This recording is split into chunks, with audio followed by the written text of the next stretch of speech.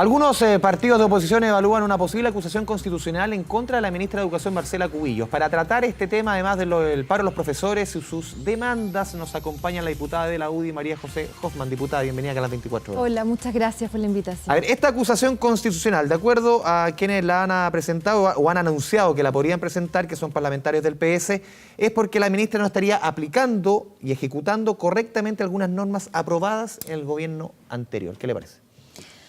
A ver, yo no entiendo la obsesión que tienen con la ministra Cubillos y en general con obstruir el trabajo que está haciendo el gobierno, porque esto lo único que hace es distraer lo que está haciendo el ministerio, que es un gran ministerio. A mí me parece que la ministra Cubillos ha tenido como una mujer que ha tenido una fortaleza tremenda, una valentía muy grande en defender proyectos, en arreglar aquellos proyectos que venían mal tramitados como la ley de inclusión, en dar peleas difíciles. A mí yo quisiera destacar lo que pasó esta semana, la semana pasada con el tema de las horas de historia y de educación física, que efectivamente es una decisión que toma el Consejo Nacional de Educación, que venía del gobierno anterior, del año 2012 se venía trabajando, que el presidente del Consejo es un ex subsecretario de la Concertación. ¿Y qué es lo que hace la ministra? En vez de mirar para el lado y decir, oye, mira, ¿qué es lo que podría haber sido legítimo? Ella está dispuesta a asumir liderazgo. Me parece que es una mujer muy líder, con carácter, valiente. Y bueno... Sí, la senadora Yana Proboste, ayer comenzamos con ella justamente el cambio curricular y contábamos ese punto, que el CNE es autónomo. Y decía, bueno, pero el gobierno, efectivamente, se ha ido trabajando en 2012, pero el gobierno presentó una propuesta final que es la que aprueba en la comisión. Así que, de alguna manera, arrogarse a lo que fue el gobierno de Michelle Bachelet no estaría correcto, es lo que dice la senadora Proboste. No, yo creo que, a ver, es un cuerpo autónomo que viene trabajando hace mucho tiempo y, claro, al final el gobierno podría haber dicho, esto no se hace, pero llevaban, no sé, 6 años trabajando en estos cambios curriculares.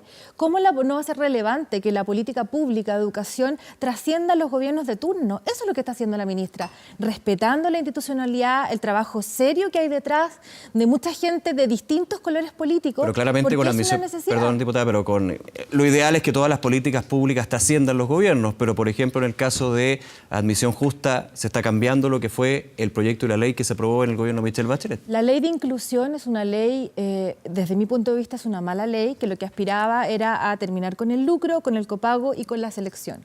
El proyecto de ley de admisión justa es de este porte, que no cambia la esencia de la ley de inclusión, que lo único que hace es permitir abrirle a un grupo determinado de colegios, no a todos, la posibilidad para aquellos niños de alto o colegios de alto rendimiento que creen en el mérito, que se quieren esforzar, que se pueda abrir, porque hoy día eso ya existe.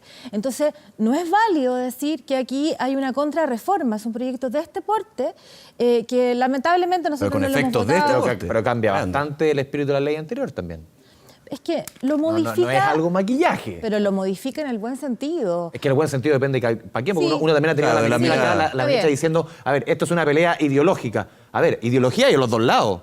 El tema es que al final tenemos una discusión en educación que llevamos cuántos años, que hemos tenido como la ministra Yana Proboste, que salió en el primer gobierno de Bachelet, un ministro de Educación como Harald Beyer, que salió en la primera administración de Piñera, y no avanzamos en una discusión ideológica que nos tiene empantanados hace mucho rato.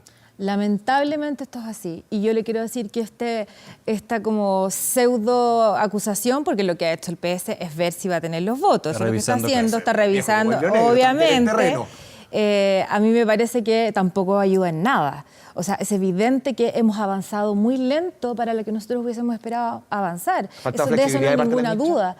Yo creo que la ministra, o sea, de hecho el proyecto de Aula Segura tampoco venía con el apoyo y ella ha tenido la capacidad de transformar ese sentido común en proyectos. Nos ha tocado, la verdad es que nos ha tocado más bien, yo digo nos ha tocado, pero me siento parte del gobierno desde el Congreso, arreglar muchas de las reformas que venían con muchos problemas, lo que ha tenido que ser el proceso de selección, que tuvimos que postergar la región metropolitana. Yo creo que aquí la intransigencia, porque no es solamente si hemos ido más lento responsabilidad de un gobierno o de un ministro, y en este caso de la ministra Cubillos. Acá había una intransigencia total por parte de la izquierda en querer avanzar en nada. Piensa tú que estamos aprobando un proyecto, el gobierno presentó esto, no ha tenido mucha publicidad. Hoy día hay 3 niveles de jardines infantiles. Están los JUNJI, los Integra y los BTF, que dependen principalmente de las municipalidades. tienen alrededor los UNJI de 260.000 pesos de subvención por niño, los Integra de 230.000 pesos por niño, los BTF, que es los que atienden al 50% de los niños más vulnerables, de 120.000 pesos. Acaba de presentar la ministra Cubillos con su subsecretaria un proyecto para poder nivelar un poco las subvenciones, sube hasta 230. No sería lo ideal que fuera mucho más, porque además necesitan más apoyo. ¿Y por qué no hay apoyo de la oposición? ¿Sabe cómo votó la oposición? Se abstuvieron. ¿Por qué? Porque no están dispuestos a aprobar ningún proyecto. Porque el obstruccionismo ha sido desde que entramos, o sea, desde un proyecto que no es ideológico, que es plata fresca para los niños hoy día. ¿Una moneda de cambio respecto a otro tema? O sea, si fuera así es peor, porque yo creo que andar chantajeando con el voto... Es parte de la política. No, esa es parte de la mala política. Y no quiero empatar, pero lo que dice la oposición es cuando se presentó la ley de inclusión en el primer año del gobierno de Michelle Bachelet, la oposición, en este caso Chile Vamos, tuvo la misma actitud. No quiero empatar en el sentido de que aquí, desde el ciudadano de afuera, que no está en un partido político, que ve el trabajo en el Congreso, que es un trabajo súper complejo, del día y noche, finalmente vemos esto, que la oposición y el oficialismo, aunque sean y se den vuelta en términos del gobierno, terminan haciendo la misma política donde unos van en contra de otros. Un poco la reflexión que tiene la ciudadanía en completo. Sí, pero hay que distinguir, porque yo llevo 9 años en la Comisión de Educación. Este es mi tercer periodo. Me ha tocado presidirla, me ha tocado estar al frente, me ha tocado hacer gobierno, y yo nunca había visto este nivel de incapacidad de diálogo, de no querer conversar nada. O sea, siempre aprobábamos las subvenciones por un tubo. Pero la ley de inclusión la votó en contra, por ejemplo. A ver, pero yo aprobé muchas reformas. Nosotros fuimos clave. Mire, cuando estaba el paro de profesores hace 3 años atrás, y de hecho ellos no alcanzaron a presentar las reformas, el ministro Izaguirre nos llamó, nos sentó para conversar y nos pidió que le diéramos la pasada para poder aprobarlo. Nosotros aprobamos muchos proyectos, otros que obviamente no. Además, la responsabilidad, Nicolás, de ser gobierno no es lo mismo cuando tienes la mayoría de los votos o cuando no los tienes. O sea, que la minoría del Congreso se oponga a un proyecto, bueno, tratemos de avanzar, pero la responsabilidad... Están obligados a conversar. Sí. Entramos justamente en una conversación, diputada. Recién habíamos conversado con el senador Ricardo Lagos Weber un poco en el sentido de los consensos entre el gobierno y la oposición, una oposición que no tiene los votos. Obviamente, en la administración pasada de Michelle Bachelet, la oposición no tenía los votos. Es un tema simplemente de no tener los votos, porque al final, si te opones sin tener los votos, al final no tiene mucho valor también.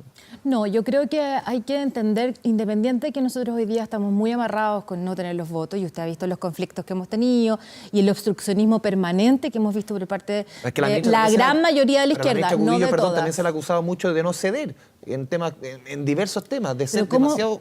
No ceder en ningún aspecto respecto a educación, a todos los temas que hemos discutido acá. O sea, la ministra Cubillos ha sido profundamente dialogante. Nosotros hemos modificado los proyectos. Ceder, no significa... No, pero es que significa dialogar, pero por supuesto que se ha dialogado en el proyecto de Aula Segura. En el proyecto de admisión justa se presentó en enero, lo volvió a presentar en marzo, lo dividió para que entrara por el Senado y por la Cámara de Diputados. Eso es ceder, eso es dialogar. A mí me encantaría que se diera menos. Que al final, en el fondo no cambia. Usted no sabe la cantidad de cosas que nosotros le pedimos al gobierno modificar de esa ley, que nos parece una mala ley. La oposición, por ejemplo, también pide dividir otros proyectos, como no tiene nada que ver con la reforma tributaria, y también el gobierno se ha opuesto de manera, no decir visceral, pero se ha opuesto de manera tajante. Ha hablado del corazón de la reforma, que también es toda una... Va por diferentes ámbitos. Razón, digamos. Está bien, pero estamos hablando de la ministra Cubillos, y al menos lo que yo he visto en el trabajo de la ministra, la ministra ha sido... Gobierno. No, lo que pasa es que, a ver, yo no entiendo por qué a los hombres, y en este caso el Partido Socialista, le dan tanto susto a las mujeres con liderazgo. Porque eso sí es cierto, es una mujer que tiene carácter, que tiene liderazgo y que tiene las ideas claras. Entonces, claro, hay algunos que sonríen más que otros, ese es otro problema, pero la primera presidenta de la República fue mujer y era del Partido Socialista, no se le da tanto susto a las mujeres con liderazgo. No lo sé, pregúntele a la Maya Fernández, pero la verdad es que yo siento que hoy día hay también, no sé, no voy a hablar de machismo, pero me parece que sí. ¿Hay un sesgo? Yo creo que hay un sesgo, de todas maneras, porque ¿cómo va a ser posible que una ministra que en la práctica y en la realidad ha cedido en todos los proyectos? el proyecto que estamos viendo de verdad que es absolutamente pequeño con respecto a la gran ley de inclusión. Entonces hemos tenido mucho diálogo, se han juntado con los profesores una y otra vez. Los mismos profesores te dicen, oye, si en el gobierno anterior no nos pudieron cumplir con toda la reforma. Entonces hoy día algunos rasgan vestidura. Y además que en el fondo tenemos que avanzar, si en eso yo estoy de acuerdo con lo que ustedes dicen. Efectivamente, la gente, ¿qué es lo que ve de afuera? Que peleamos todo el día, pero no... Tenemos que ser capaces, y en los proyectos sensatos, de avanzar y lograr estos grandes acuerdos. Las decisiones que se han tomado, por ejemplo, en el proyecto ¿cómo se llama?, de las horas del cambio en el currículum, eso tiene que mirarse, eso se ha visto con mucho oportunismo, tiene que mirarse con una mirada más profunda, con más seriedad, desde un punto de vista institucional. A mí me parece no le gusta mucho, parece que la idea de cambiar la malla curricular, por lo menos por lo que la escucho. ¿A mí? Mira, lo que pasa es que mi primera reacción al principio también fue preocupante. Todos quedamos un poco alarmados, pero física, claro, un país con una crisis de salud. Todos más gorditos. Pero de hecho, hablamos aquí con el subsecretario Figueroa del Ministerio de Educación y él decía que el problema del cambio curricular es que los que hablaban para sí o para no les faltaba información. Es que muchos políticos nos quedamos con los titulares.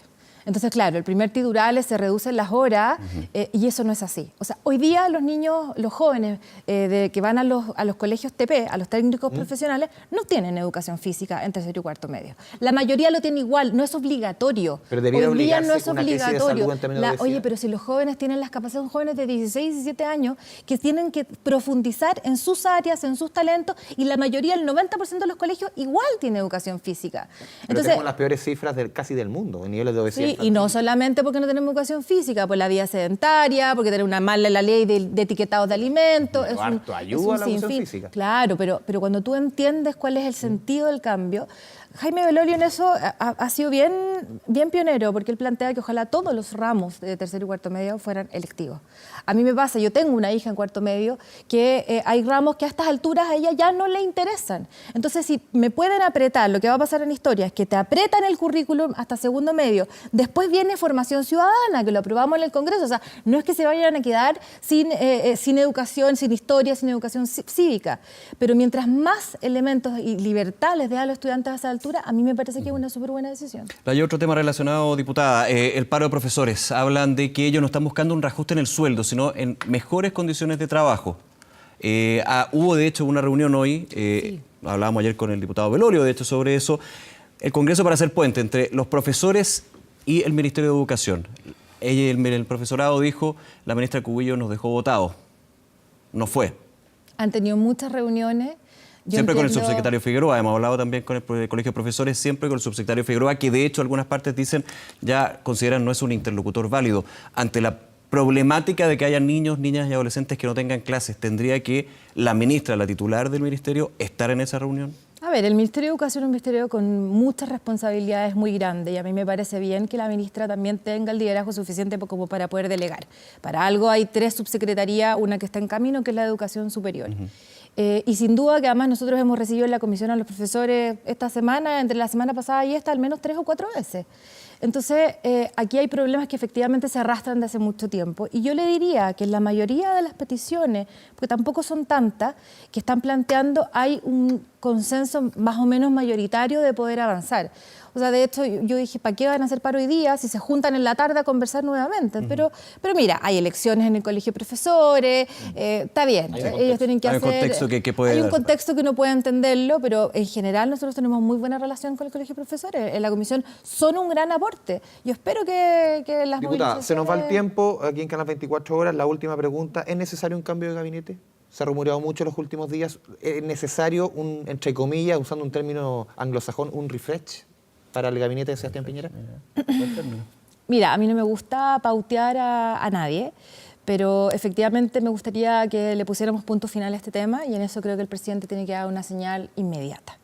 Porque al final creo que le hace mucho daño al gobierno esta sensación de que hay cambio, de que no hay cambio. ¿No pasar de esta semana?